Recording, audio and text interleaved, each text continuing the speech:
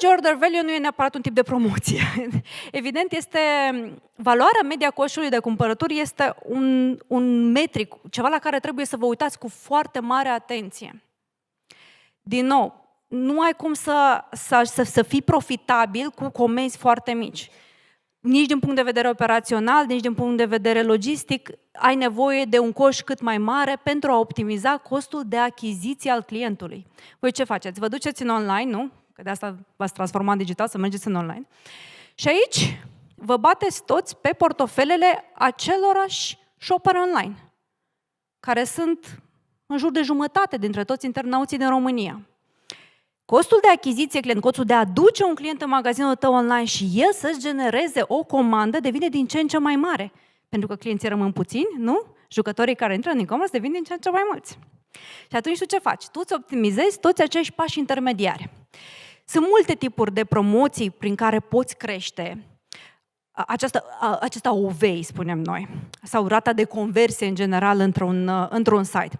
De la toți ce înseamnă cross-sell-uri, upsell-uri, product bundles, de le menționasem noi mai devreme. Mai puteți adăuga, evident, promoții de tipul te abonezi la newsletter și îți dau un discount.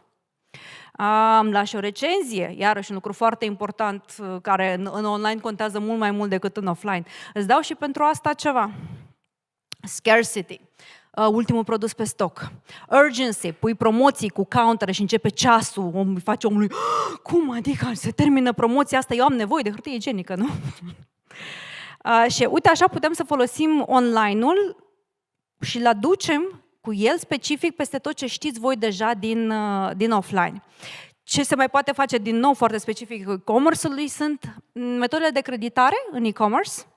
Acestea ajută mult la rata de conversie, mai ales în perioadele provocatoare din punct de vedere economic. Există o creștere enormă în România de tot ce înseamnă credite online, buy now, pay later și alte soluții de genul ăsta. Apparently, povestea pe EMAG într-un comunicat anul trecut, peste 60% dintre cumpărăturile de mâncare și băutură făcute de Black Friday au fost prin aceste metode de creditare. Ce înseamnă asta? Că românii mănâncă și beau pe datorie. Cum ne-am obișnuit. Trist, dar trebuie să înțelegem că asta este realitatea și nu avem cum să ne luptăm. Mai bine profităm de ea.